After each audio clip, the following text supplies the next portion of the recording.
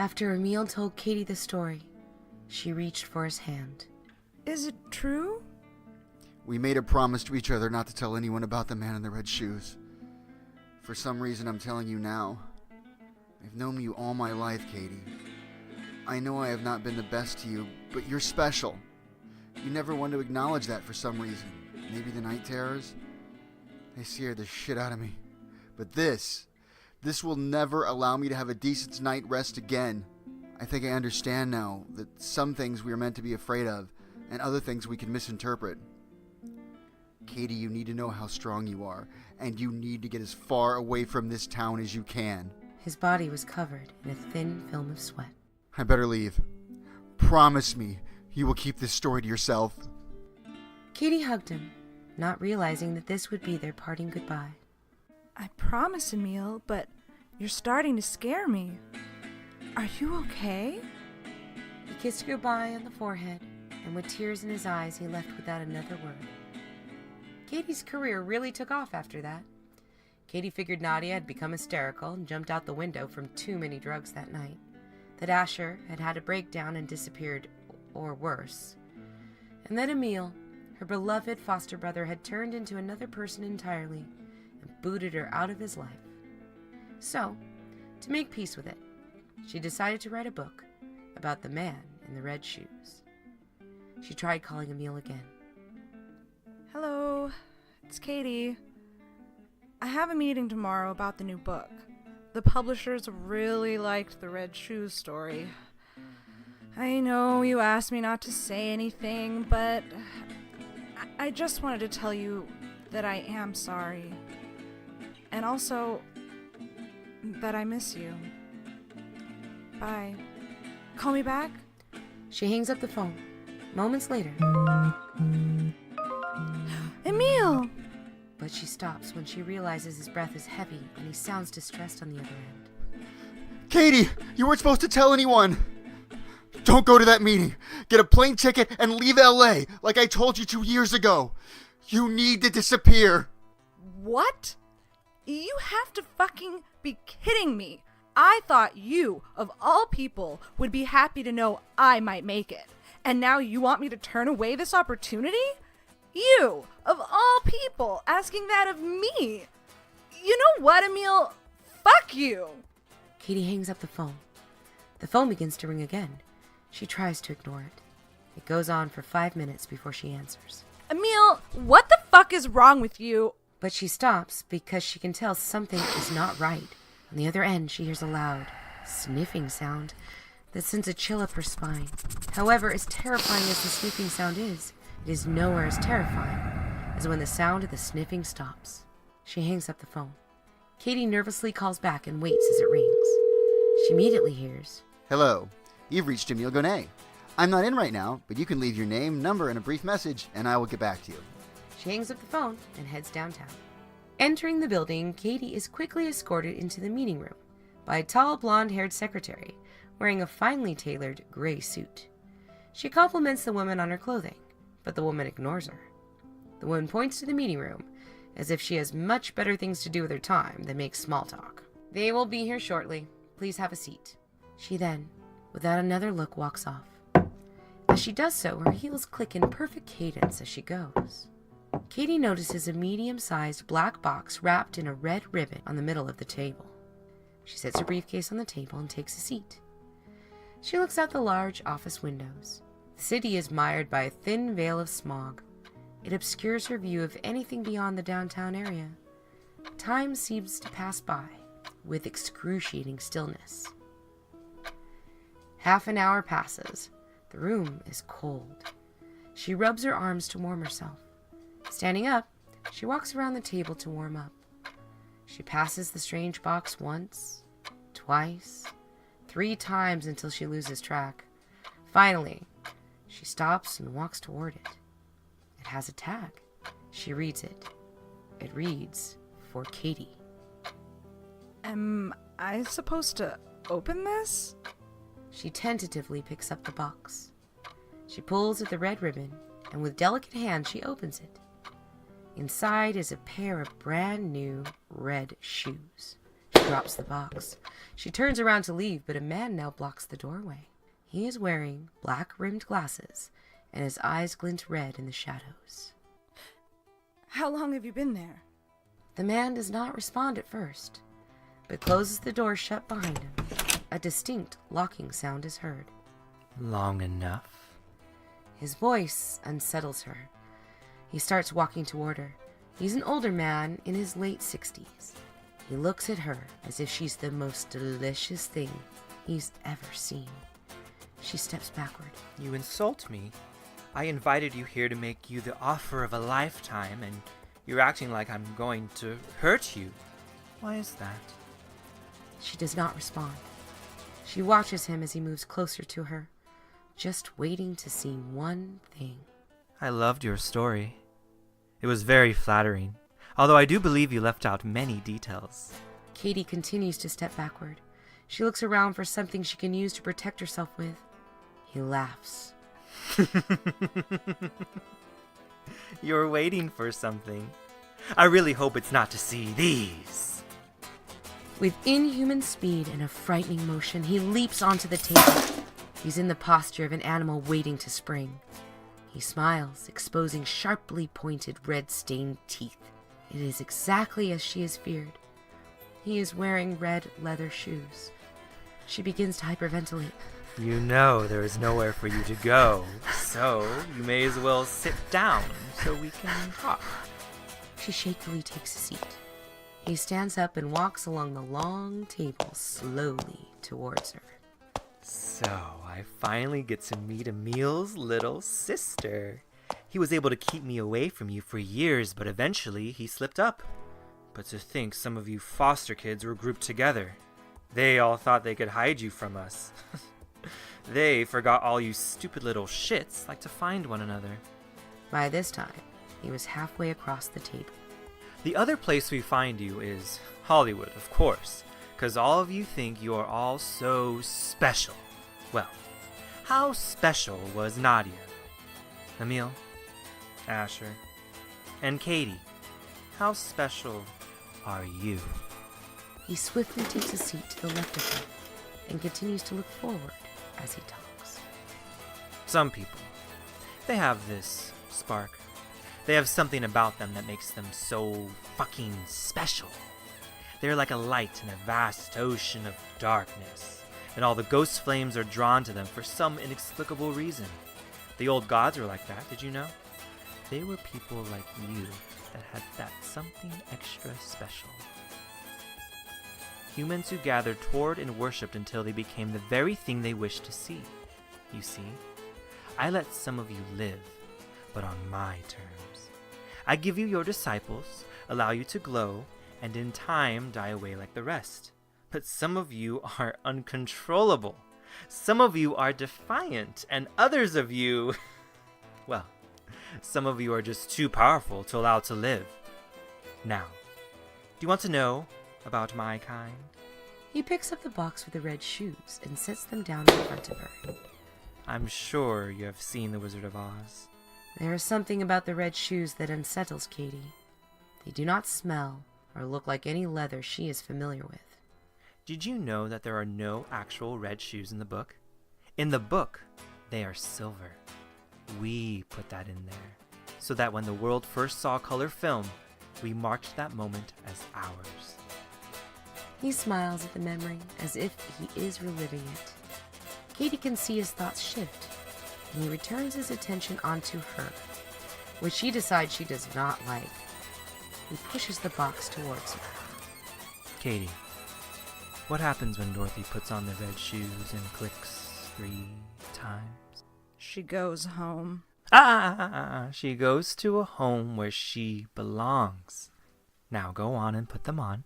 In a movement so fast it is a blur of motion, the man in the red shoes grabs her by the throat. She gasps as he begins to choke her. Don't be disrespectful, Katie. I will not ask twice. She nods yes. He drops her to the floor. She picks herself up and with shaky hands grabs the shoes. She gags at the smell of them. She puts the shoes on her sweaty feet. The moment they're on her, everything shifts and she can see that they're not alone in the office. The shifted planes reveal 4 other creatures in the room with them. Now, everyone is here for our meeting. I think we're all in need of introductions. My name is Bagul. The other gentlemen I will introduce you to by their nicknames until we all get a little more familiar. This here is Lilith, Obizo, IMYF, and the Shoemaker. Looking back at her are 4 twisted and distinct-looking demons. All of them observe her with great curiosity. Obizo is particularly curious and reaches out to her with a large bulbous hand attempting to touch her. Obizo has wavy, dirty blonde matted hair, glasses, and is snacking on what looks like benzos as it drinks copious amounts of alcohol. In disgust, Katie takes a few steps back to avoid its reach touching her. Another demon with 8 black eyes and a parasitic sucker-like mouth stands 8 feet tall. It observes her with great scrutiny. Bagul smiles. That is the Shoemaker. Ignore him. He is just sizing you up. Katie forgets her fear and takes a few steps towards the Shoemaker. What does he make the shoes out of?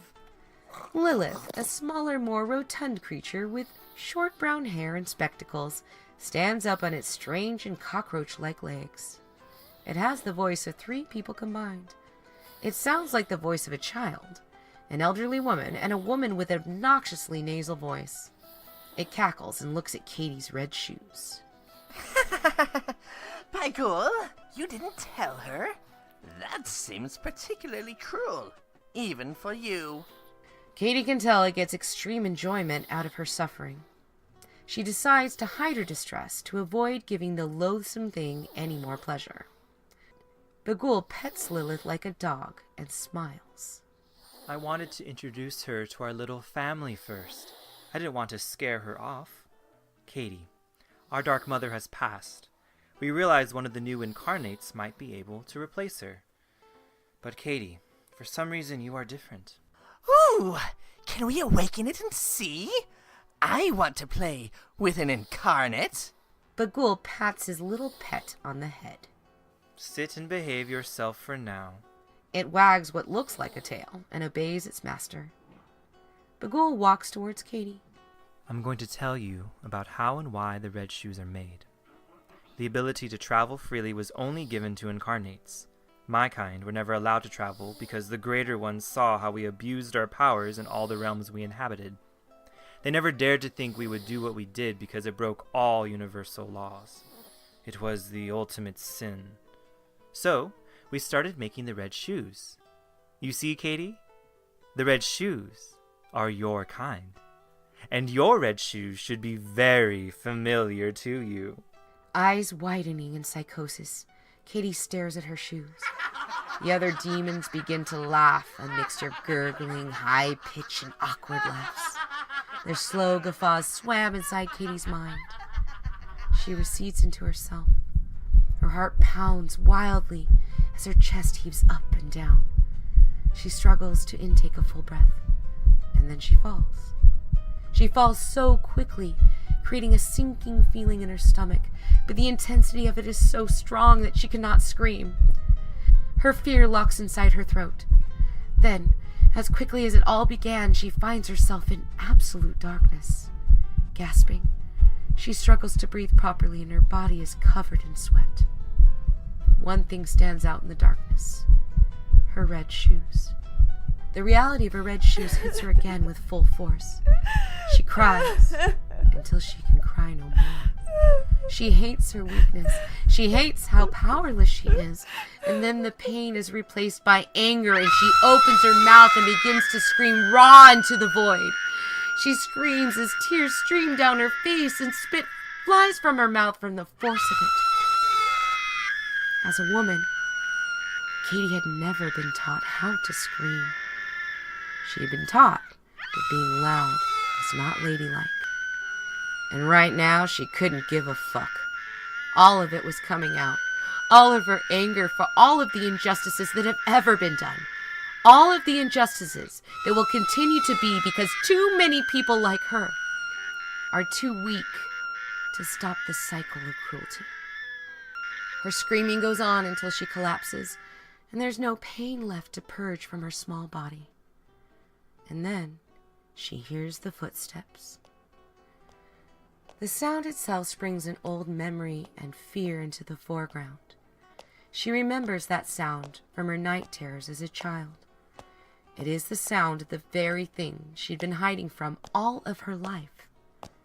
All she had to do was accept it, and if she did, her life would never be the same. An 8-foot-tall creature became more clear with proximity. Its midnight skin was rich, with lush, navy-colored hues. Its eyes rolled wildly about, as if they were looking everywhere at once. Its many arms moved, as if orchestrating actions that served a purpose she could not guess. As a child, Katie would wake up screaming at this point. This time, she just cried tears of relief. I remember you. The creature's eyes stop rolling wildly and focus on Katie. With one hand, it gently caresses Katie's head as she weeps. And I remember you. Tell me, child, after all these years, what would compel you to call out to Mother Death? Katie wipes her tears and stands up. I'm not afraid anymore. I am the incarnate you seek. I know you by all your names. Mother Death looks at Katie's red shoes and nods in understanding. With intricate motions, weapons are willed into each strong hand of the deity. I've been waiting for an incarnate to call my name for a very, very long time. Out of all the other gods, it was my name you called out to. I know that you think that you're weak, Katie, but you are very powerful to do this thing that you have done. You have to understand that once you accept your power, you will never be the person you once were. I will for a time not be what I am in full. We will become something new. There is an ancient and powerful evil in your world that has broken many of the great universal laws. I am justice. I am the one who will punish all the monsters you seek because I am the greatest monster of all. Katie, you will become part of a new era. The exactor of justice your world so desperately needs right now. Do you accept the gift that I am about to give you? Looking the Mother of Death in the eyes, Katie thought she was looking into the eyes that knew infinite time and realities. The immensity of this being overwhelms and frightens her. But she realizes that in this case, her only true fear is of power itself. That if anyone is to wield it, it needs to be someone like Katie because all others before her have failed in their selfishness and greed. I accept. Katie is back in the room surrounded by demons who seem to have stopped laughing. The irritatingly whiny one, Lilith, scuttles over to her, and with a short, stubby hand tries to lift her head. Is it dead? Katie smiles a blood-red smile of finely sharpened teeth. Her eyes roll wildly about her head, and in a blur of motion, she grabs Lilith by the throat and decapitates her. The other demons take a step back. Obizo is too slow from all its gluttonous binging and tries to take off its red shoes. That is not our Dark Mother. That is something else. Katie thrusts her arms outward, and two long ancient swords begin to take form in both her hands. Once they do, she steps back towards Obizo and springs them together to meet at his neck. Cowardly, it blubbers until its head falls to the ground.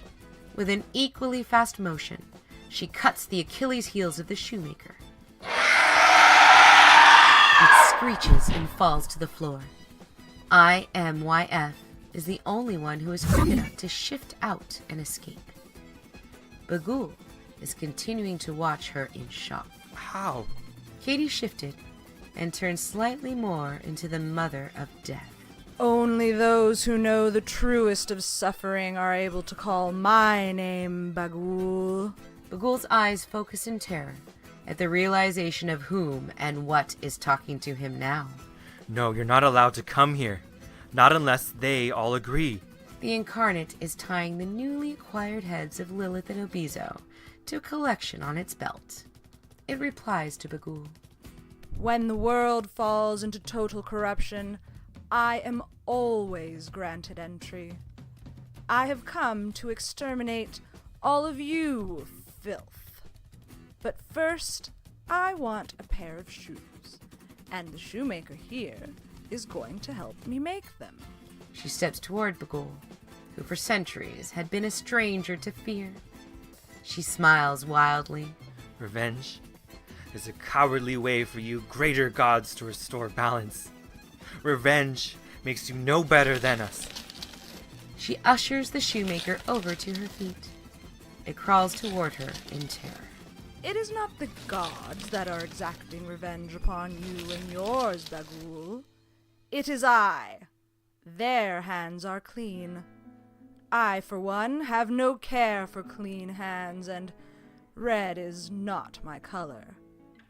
Now, what I want is a pair of very special and very powerful shoes, and you, Bagul, are going to oblige me.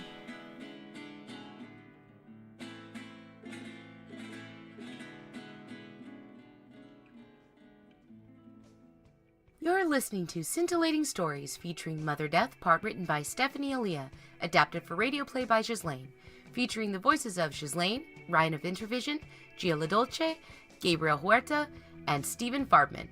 Edited by Producer Ryan, produced by Intervision Entertainment and What Happens After 2 a.m., with music provided by Nightbloom Music and World Wide Spies. Check out Nightbloom Music on YouTube, Facebook, Instagram, and on www.nightbloommusic.com. Artwork for the Scintillating Stories logo created by Lindsay Payton. Take a look at her other projects. She's amazing. Catch more shenanigans from Intervision Entertainment on Spotify, iTunes, Podbean, and YouTube, and of course on our website intervisionentertainment.com, where you can also buy tickets to catch Scintillating Stories live in San Diego. Oh, and please find us on all the social media apps you use. We're there and we're looking for you. Finally, help keep the vision alive and consider donating as low as $1 a month to Intervision Entertainment on patreon.com.